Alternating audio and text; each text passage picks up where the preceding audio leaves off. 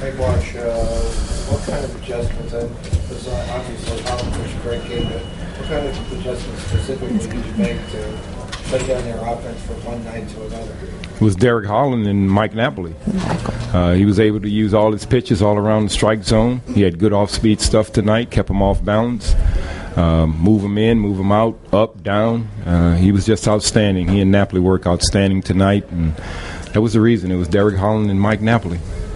In the back row? What was the discussion like with Derek Holland when you went to remove him at the night game? Well, he told me he can get the ground ball double play, and I told him I knew he can. What all he done today, I know you can get that ground ball double play, but I'm going to Neffy. Okay. Dave, in the second row on the right. Kind of caught you on TV or having a little bit of a pep talk with Holland before he went onto the field, kind of holding his shoulders, gave him a little slap on the cheek. Were you just trying to get him fired up a little? Was there some kind of message there? No, it was just a general message that he's capable of going out there and keeping us in the ball game. That's all it was. I talk with Derek like that all the time. They just happen to catch me on TV. On the aisle over there, John?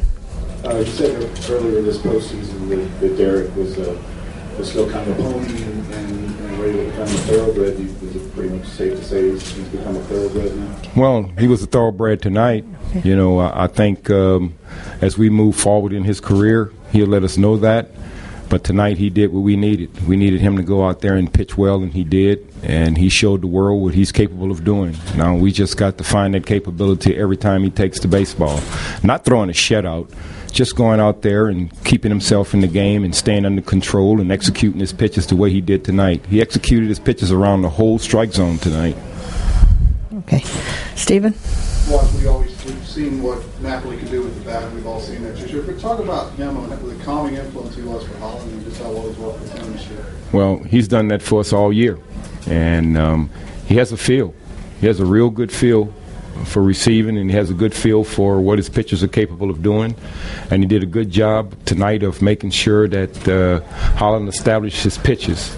And that was the key, just establishing his pitches, all of them. He used everything, curveball, changeup, fastball, up, down, out. He did everything, and that's what Knapp has brought to us. And he also brought a 3-run homer tonight. Second row in the middle. Wash, you guys haven't had a 2-game or more losing streak since August. How do you do that, and how proud are you of the guys to be able to bounce back time after time? Well, I think the reason why, since we got on this roll, is because they just learned from the day before, and they come out and they just try to deal with what they have to deal with on that day. And I always preach to them, it's not always the best team that wins, it's the team that played the best on that day. And today we were better. I'm not even thinking about tomorrow until it get here. But, you know, we know how to, we understand what happens when we lose. And we know what we have to do the next day to try to get back on track. Last night we got beat. We know we got beat. And I still thought we played a pretty good baseball game. We just didn't have enough to stop those guys. So I tipped my hat to them. But tonight, you know, it was about Derek Holland and Mike Napoli and us catching the ball out there and doing some good things to pull off this win. Over on the right, Ken? Watch, when the game finds Napoli like that, hitting a perfect spot there, is there a satisfaction on your part? No, I'm satisfied anytime my guys go out there and win a ball game.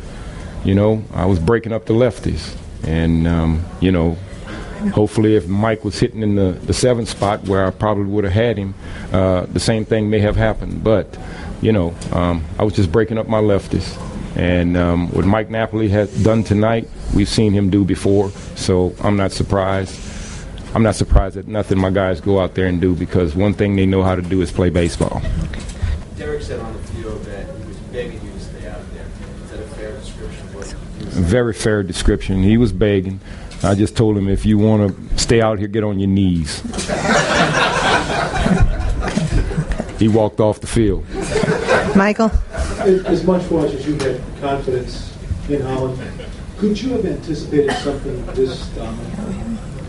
I've seen it before. This is not the first dominant outing that Derek Holland has had. He's had 3 or 4 for us all year. It's in him. As I told you, it's in him. And tonight he brought it out when we needed it the most. But he's dominated quite a few times this year. in that fashion. So, nope, I'm not surprised. Jeff, last one. Wash, what is the difference between great Derek Holland and bad Derek Holland? Emotions, just controlling his emotion. He's a fighter. He's a battler. He goes out there and he gives you everything he have. Just sometimes his emotions overtakes everything. Tonight he never got out of control, and Mike Napoli deserves a lot of credit for that, for keeping him in control. And for the first time I seen him come in that dugout and go sit down somewhere. He's always pacing.